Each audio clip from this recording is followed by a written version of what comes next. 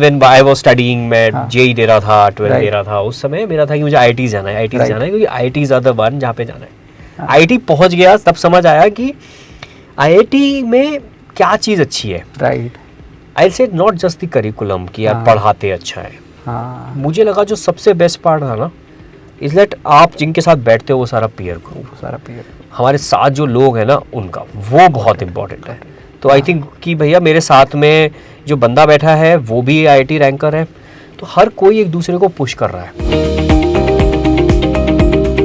तो I have with me Navdeep, he is director academics and he is heading the academics at ऑल्टा.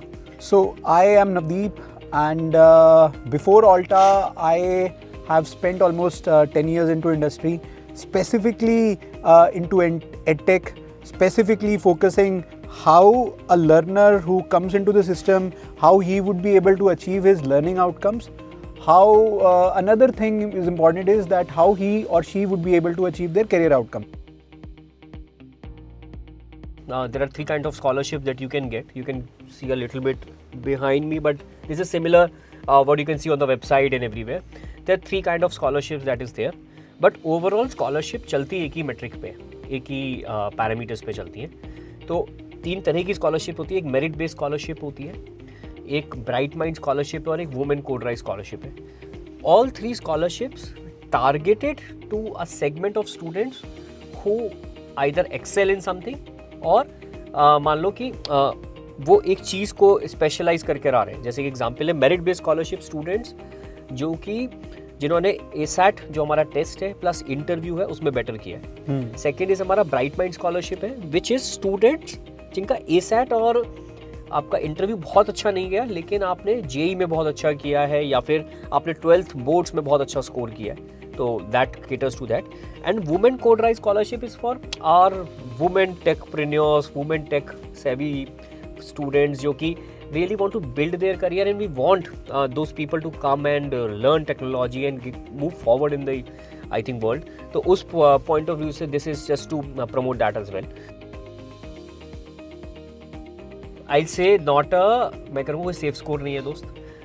एक cut offs होते हैं पर cut off ना taste wise काफ़ी वेरी करते हैं. मे बी किसी में आप शायद 40-50% पे भी क्रैक कर जाओ और कहीं पे हो सकता है आपके लिए 40% इनफ ना हो क्योंकि आपके साथ जिन्होंने टेस्ट दिया उन्होंने काफ़ी स्ट्रॉन्ग स्कोर किया. तो मैं शायद कोई आपको सेफ स्कोर नहीं बता पाऊँगा. Do your best, give it I think, क्योंकि आप जितना बेटर ला पाओगे that will give you the opportunity to earn more scholarship. तो I think give your best and let's see where you land. Okay, क्योंकि test by test paper different होता है तो cut off scores and everything is different. कोशिश तो ये करते हैं कि रीड कर पाएँ कि स्टूडेंट कितना रेडी है.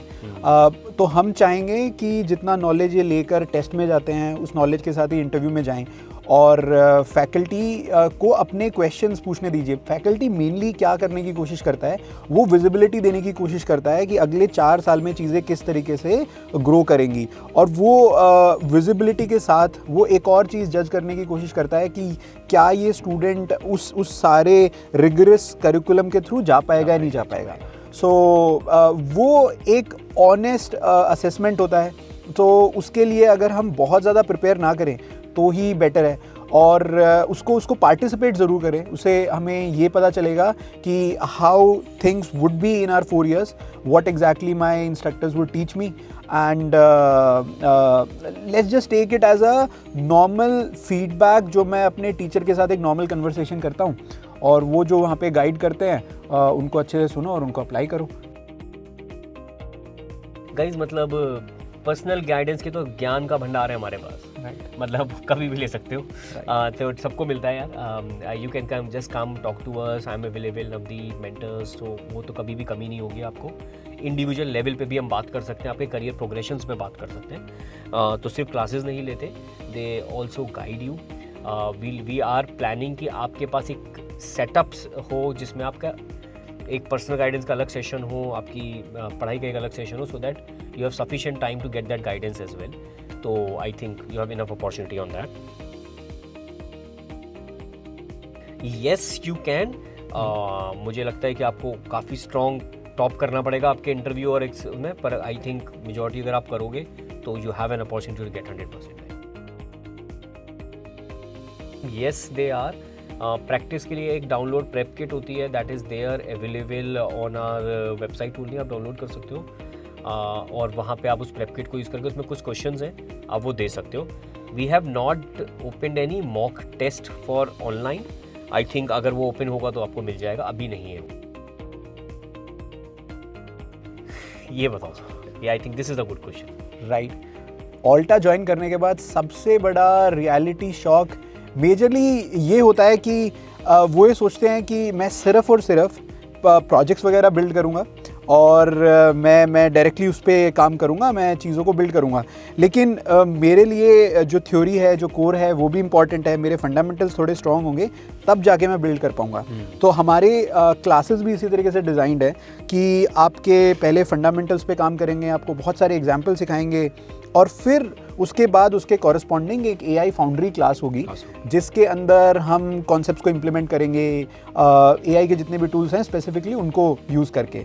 सो हम ये चीज़ पहले रखते हैं. सो इवेंचुअली कुछ 3 महीने बाद या 2 महीने बाद लोग कहते हैं कि या फिर स्टार्टिंग में उनके दिमाग में ये होता है कि मैं सीधा बिल्ड करूं और मैं पेन पेपर पे या फिर मैं चीज़ों को डिज़ाइन करना या सोचना ना सीखूं, मैं डायरेक्टली चीज़ों को कर लूं. लेकिन डिज़ाइन इतना इम्पॉर्टेंट है और हम इस मेथडोलॉजी के साथ पढ़ाते हैं कि we will delay implementation as much as possible. और मैं जितना ज़्यादा अच्छा डिज़ाइन कर पाऊँ पेपर पे उस पर फोकस करूँगा. उसके लिए हम फंडामेंटल्स बहुत स्ट्रॉन्ग करते हैं. सो लोग सोचते हैं कि यार इफ एल्स या फिर लूप्स या पैटर्न्स या फंक्शंस या एरेज या फिर डिज़ाइन थिंकिंग, ये मैं क्या स्किप कर सकता हूँ क्या, या फिर ये क्यों ज़रूरी है. बट वो 3 या 4 महीने के अंदर उसको अप्रिशिएट नहीं करते. जब थोड़े से प्रोजेक्ट्स की ट्रिवियलिटी और इंक्रीज़ हो जाती है, वो नॉन ट्रिवियल होने लग जाते हैं, थोड़े कॉम्प्लेक्स हो जाते हैं, तब वो सारी चीज़ हेल्प करती है उनको. तो वो अप्रिशिएट 2 साल के एंड में कर पाते हैं. अभी उनको ऐसा लगता है कि यार ये जो AI फाउंड्री वाली चीज़ है इसको थोड़ा और एक्सपेंड कर दो, ये फंडामेंटल्स हटा ही दो. तो वैसा रहता है. सही बात. हमें चाहिए जल्दी फास्ट रिजल्ट. हमें आई थिंक वो वर्ल्ड वहाँ मूव हो रहा है. आई थिंक कन्वीनियंस एक पॉइंट है. हाँ जी. But I think fundamentals is required, क्योंकि जब हम फंसते हैं राइट तब नहीं पता होता कि पीछे खराब क्या हुआ है. तो आई थिंक वो बिल्ड करना बहुत ज़रूरी है. तो कोई कट ऑफ नहीं है दोस्त. आई थिंक आप क्या स्कोर कर रहे हो उसके बेसिस पे स्लैब्स है और स्लैब्स के बेसिस पे आपको स्कॉलरशिप्स मिलती है. Yes, you can get 0% scholarship also अगर आपकी परफॉर्मेंस बिल्कुल ही नील है. मे बी शायद उस सिनेरियो में शायद आप कट ऑफ क्लियर भी नहीं कर रहे होगे, ऐसा भी सिनेरियो हो सकता है. तो इट वेरीज. नहीं, प्रोग्रामिंग लैंग्वेज की ज़रूरत नहीं है. मतलब स्पेसिफिकली जिसने 11th और 12th में कंप्यूटर साइंस की है उसको ईजी लगेगा वो सेक्शन. और जिसने नहीं किया है उसके लिए भी टफ नहीं है, बट थोड़ा सा फाइट करना पड़ेगा. और मतलब वो वहाँ पर हम सूडो कोड में लिखने की कोशिश करते हैं और वहाँ पर इस तरीके से होता है कि किसी लैंग्वेज पे डिपेंडेंसी ना हो और स्टिल मतलब we would communicate how computer reads each and every line one by one. तो हम सूडो कोड, किसी लैंग्वेज इंडिपेंडेंट कोड लिखते हैं वहाँ पर और उसको यूज़ करके पढ़ के कोई भी आंसर कर सकता है. I am not sure. I think शायद 100% नहीं होगी. सिर्फ ASAT और इंटरव्यू पे अगर आपका JEE का स्कोर लो है तो थोड़ा सा चांस कम है. या तो आप ASAT इंटरव्यू में बहुत ही अच्छा स्कोर कर दो तो शायद वो चांस है. बट अगर वो एक लेवल तक ही रहता है और JEE में स्कोर लो है तो 100% चांसेस आर मिनिमल गाइज. वैसे ASAT मैंडेटरी है. बीच में भी ओपन सम ऑप्शंस जब JEE का रिजल्ट आए थे कि कुछ स्टूडेंट्स विदाउट ASAT इंटरव्यू कर सकते हैं. उस तरह का ऑप्शंस अगर बीच में ओपन होते हैं तो you guys can directly come and give an interview और फिर आप काउंसलिंग में आ सकते हो. अभी के लिए ASAT is mandatory for all.